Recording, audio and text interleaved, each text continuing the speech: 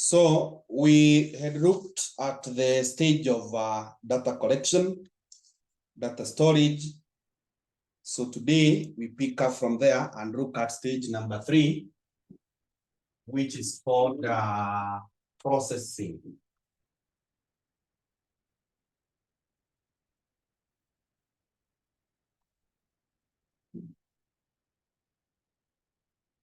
Stage number 3, which is called processing. And we write this. This aims to make the data usable. This aims to make the data usable. Full stop. It involves the following tasks. It involves the following tasks. Malimu, please repeat from number 3.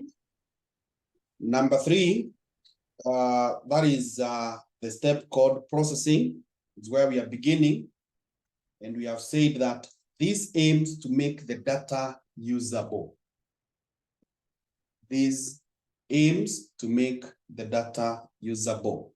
Full stop.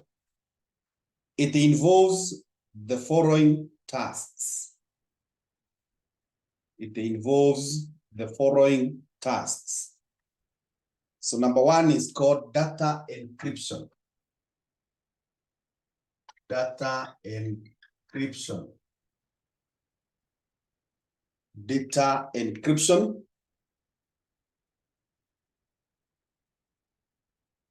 And we write that this is translating.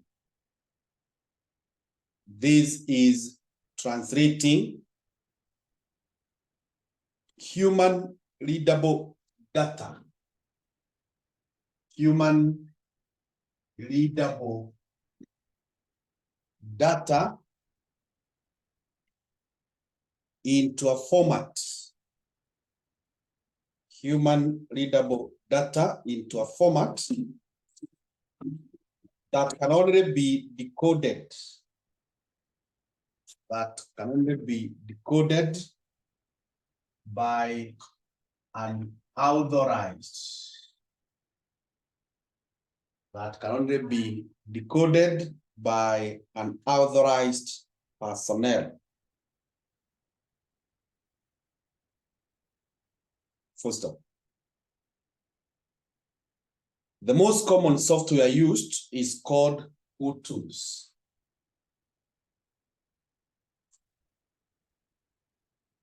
The most common software used is called tools.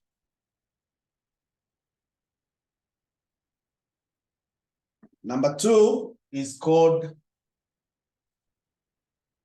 data wrangling.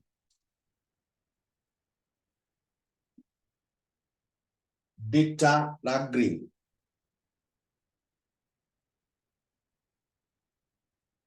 And we write that this is cleaning and transforming.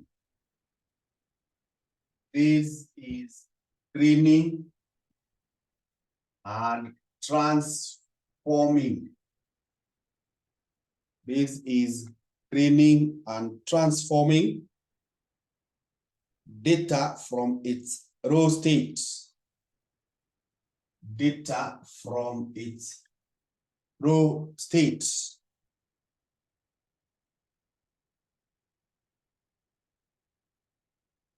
into a more accessible,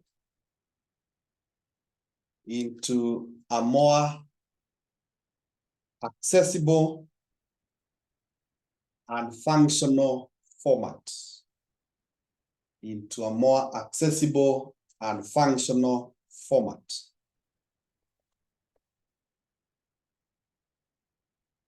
More accessible and functional format. Full stop. It is used where data becomes distorted. It is used where data becomes distorted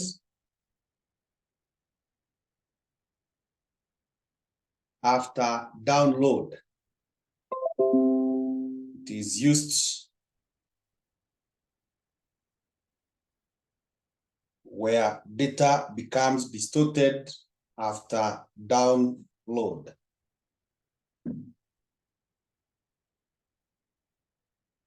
The third task is called data compression. Data compression. Data compression.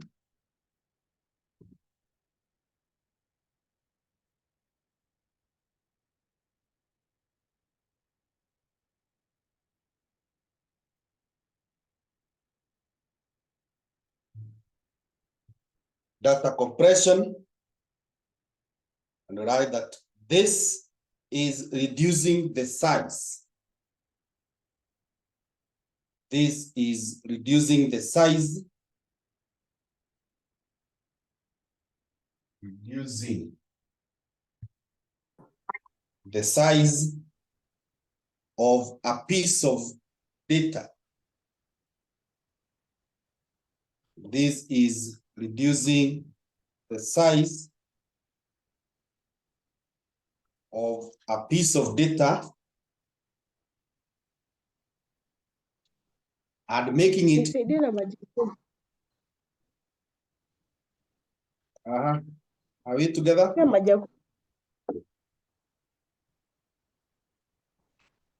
Hello? Sorry. So, yeah, we're together. Sorry. Okay. So you're saying that this is reducing the size of a piece of data and making it easier to store. And making it easier to store by restructuring, making it easier to store by restructuring or recoding it. Restructuring or recoding it.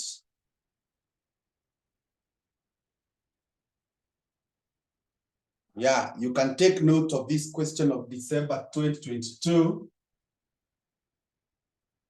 Question number 4. So we are saying in step number 3 of data lifecycle management, which we are calling processing, it is about making the data to be usable. It is about ensuring that the data serves the purpose for which we embarked to gather the data. Now, there are 3 things that you need to do. One is data encryption. And encryption is putting it in a way that it is human readable. People can read it. And it's human readable data. And this one can only be decoded by a person who is authorized. The second one is data wrangling, and this has to do more with how to do more with the cleaning and transforming data from the raw state into a more accessible and functional format. What do you mean by functional format? It means, or we mean, that we are able to, the data is able to serve the purpose for which, again, it was gathered. Data compression, it is reducing the size. Like now, this class, I'm recording it. When I'm through with the record, it will give me a huge file. Now, that huge file may be very difficult to send. So what I'll do, there is a software I'll use and compress it to be something small so that it can be easily sent. So you'll take note of this question. And I can see Mercy asking how to get the past papers. The past papers are here. Let me forward to the group right away so that later on you can interact with them.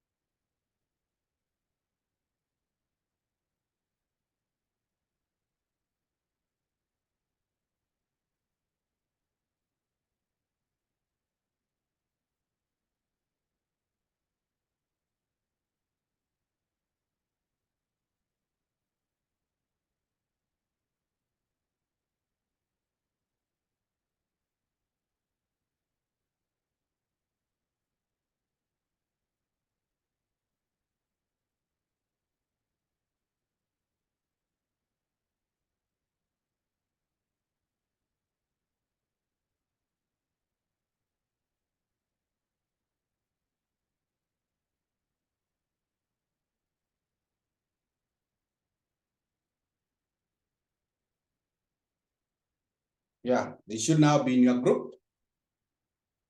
Mercy, if you check your WhatsApp, you can see them.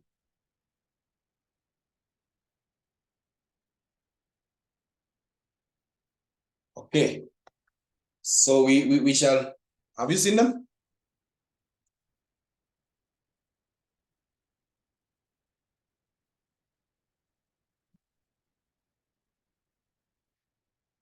James, how are you?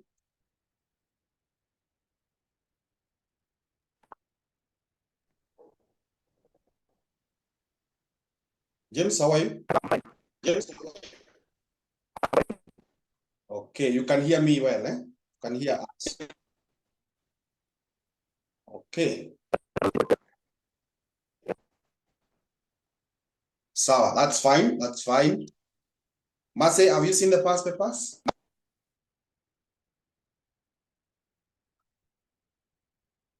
Yes, I have. Good. Let's go to step number 4, which is called analysis. Step number 4, which is called analysis.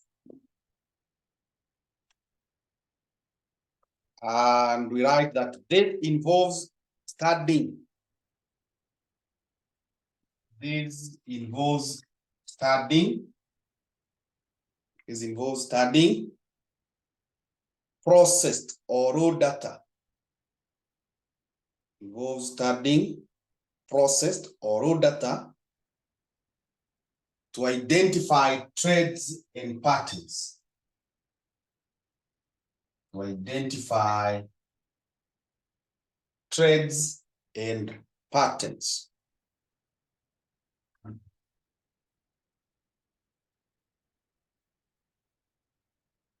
Full stop.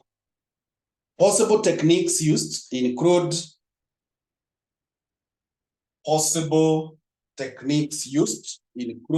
machine learning,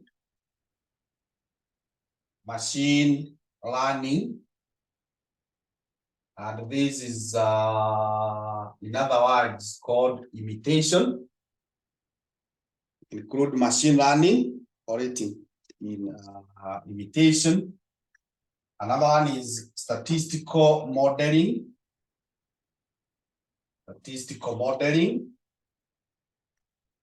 Another one is artificial intelligence.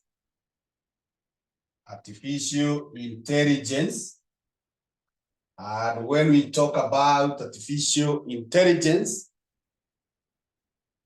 it is approximation. We are talking of approximation of human intelligence. Approximation of human intelligence.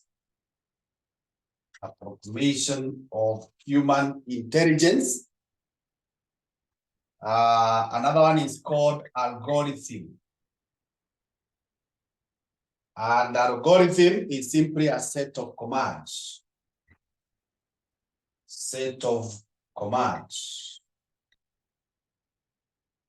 Algorithm is simply a set of commands. So when we talk about the analysis, we are talking about keenly looking at the data that you have processed or the raw data that you gathered, whichever. But the best is to do it when the data has already been processed, if we are following this process. When you look at it, you'll be able to pick the pattern. You'll be able to pick the trend. And that's a very, very important qualification for anyone who wants to be an analyst. You should be able to be picking the trends, the patterns. Now, the most common methods used, one is machine learning. And if you did advanced management accounting or even management accounting, you must have been taught about the learning curve. Now, learning curve, it is where you do something over and over again.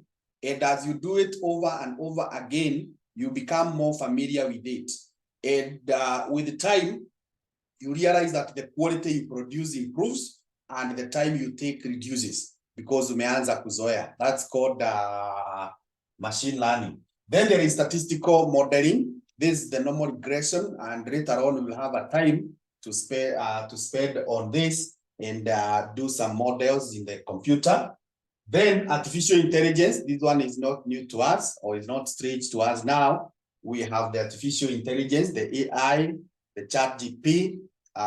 We know what is happening now, and it's just trying to approximate the human intelligence. It's trying to have the computer tell you almost everything that a human being will tell you. The algorithm is simply a set of commands that can also help you in the study of this. Now, you will check the question of December 2022, question 2. You will check the question of December 2022, question 2, and see whether you will be able to respond to it.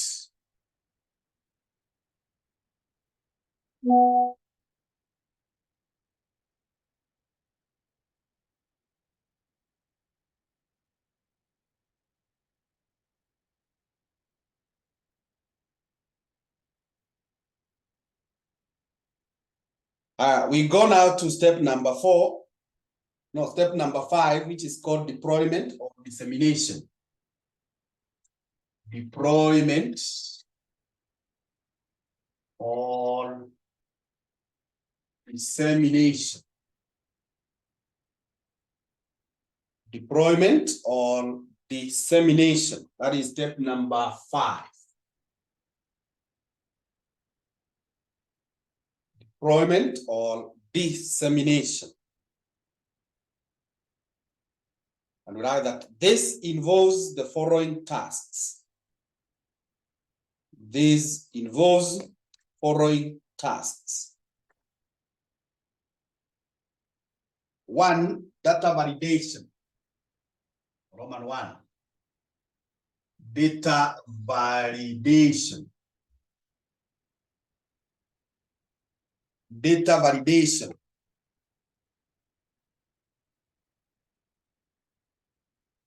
And write that this is about checking the accuracy. This is about checking the accuracy, comma, structure and integrity of your data.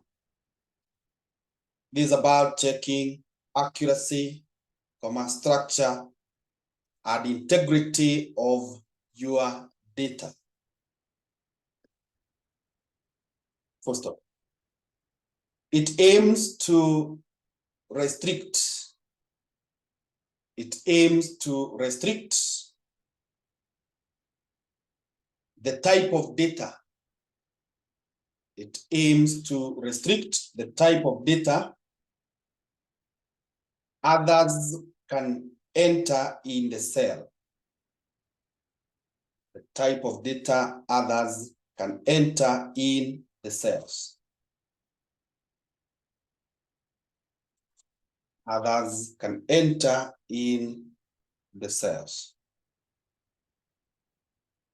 Roman 2 is data sharing. Data or data sharing.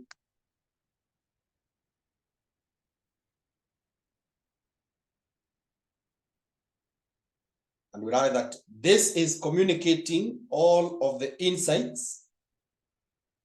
This is communicating all of the insights from your analysis. From your analysis to stakeholders. To stakeholders using data reports. Stakeholders using data reports and different types of data visualizations. And different types of data visualizations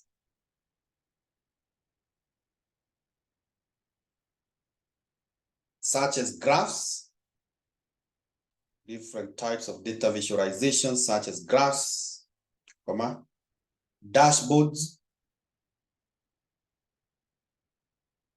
comma, charts,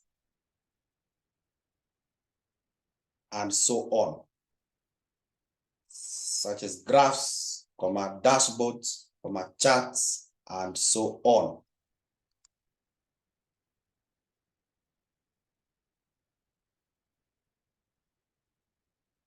Data usage, that's the third step or the third task in deployment. Data usage.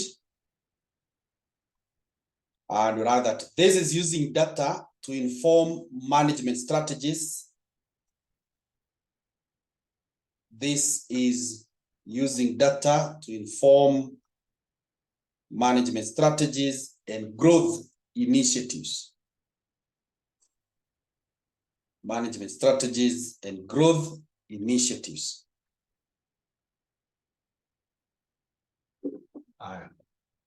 Step number 6 is called archiving. Archiving.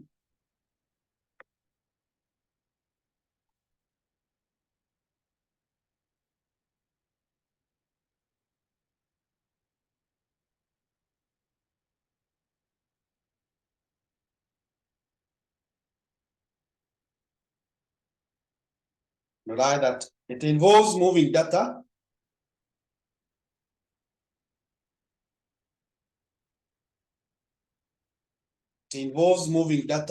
from all active deployment environments. Involves moving data from all active deployment environments. All active deployment environments into an archive. Into an archive instead of destroying it. Instead of destroying it.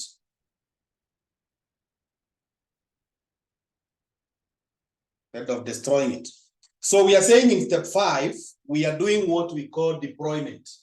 To deploy means to release. Like when you people graduate, we deploy you, we release you, we send you to go and work now.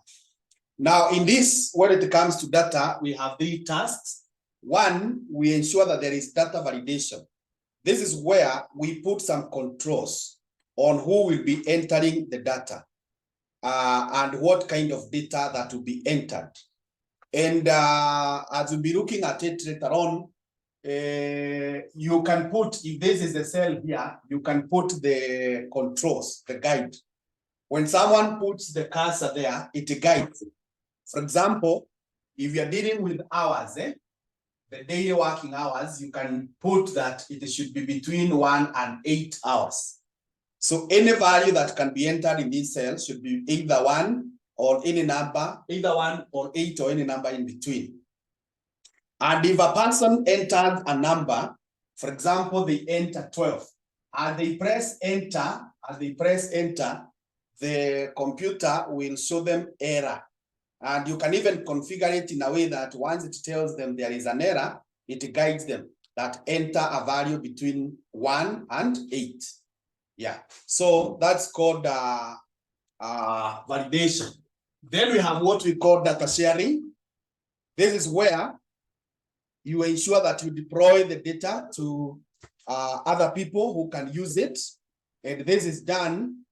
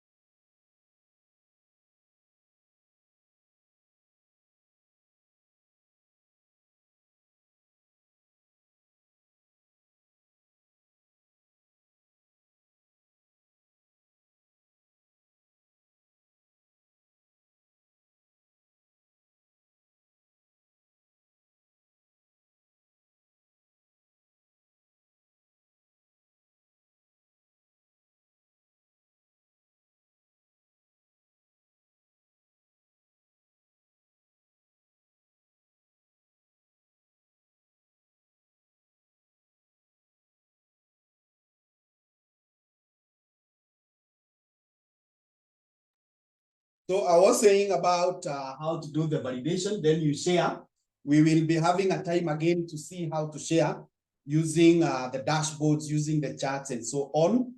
And then there is the usage. This is where now the managers use the information.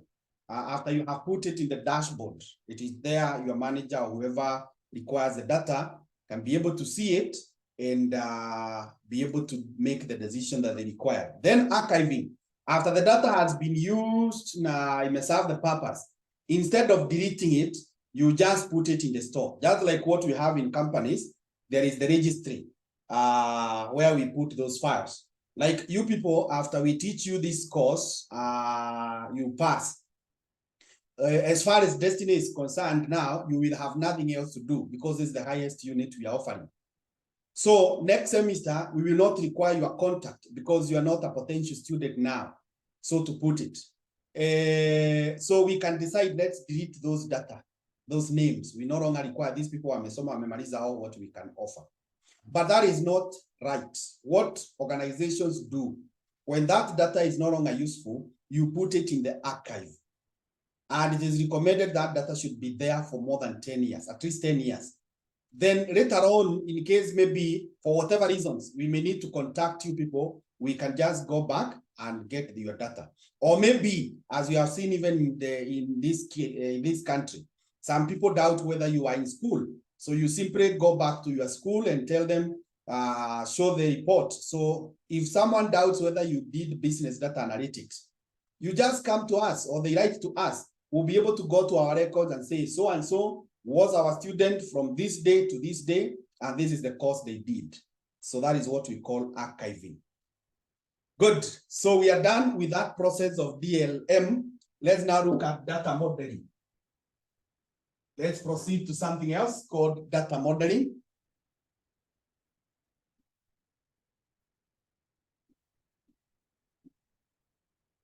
Data modeling. Data modeling.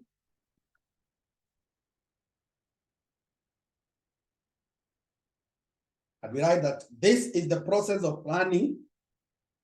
This is the process of planning a structure to represent. The process of planning a structure to represent how information and relationships present how information and relationships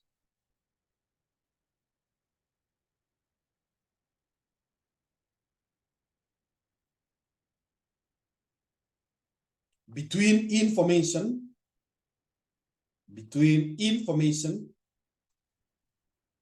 will be stored in your system.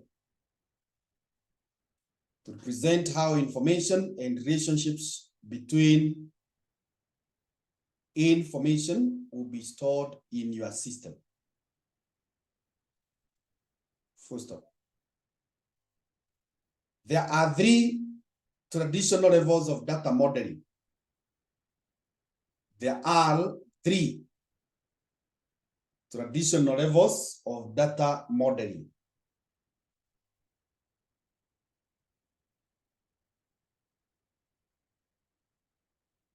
So we shall first of all list them, then we discuss each time. Or we can just go straight. Let's just go straight. One is conceptual. Just go straight. Conceptual data model. Conceptual data model. Let's explain, then we'll go to the second one after explaining this. Conceptual data model. And write that this is the what model. This is the what model. This is the what model. First off, it can be thought as the whiteboard. It can be thought as the whiteboard. Good. It can be thought as the whiteboard data model. Can be thought as the whiteboard data model.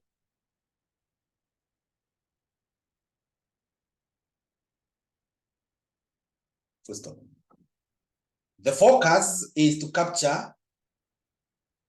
The focus is to capture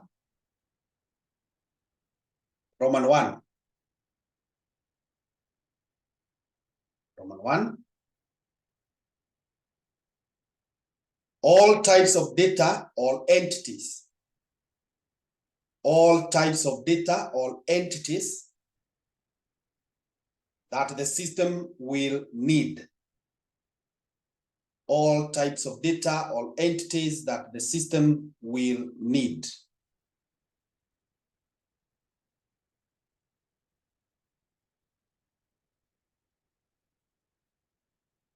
Roman 2,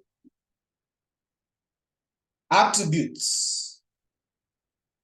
Attributes, that is individual properties. Attributes, that is individual properties.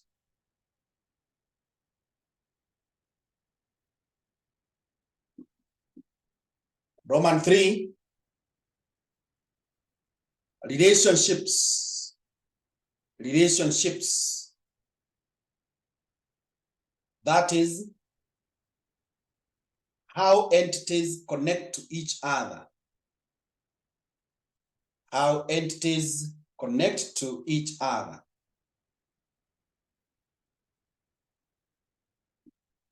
Roman 4 is scope. Scope.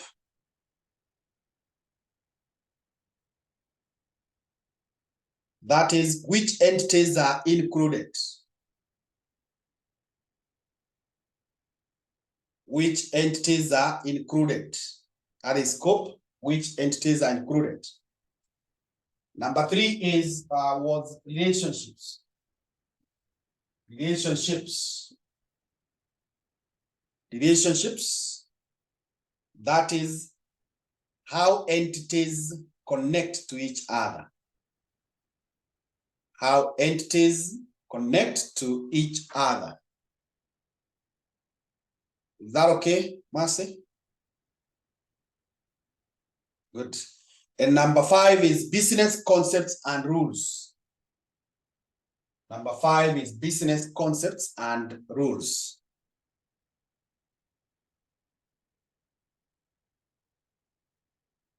Okay, let's mention the second one, logical data model.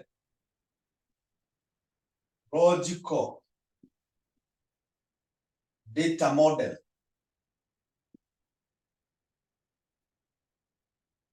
Logical data model.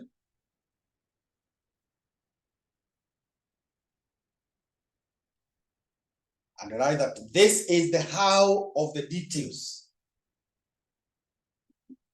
This is the how of the details.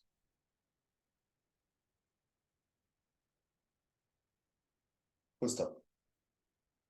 It defines how the system will be implemented. It defines how the system will be implemented.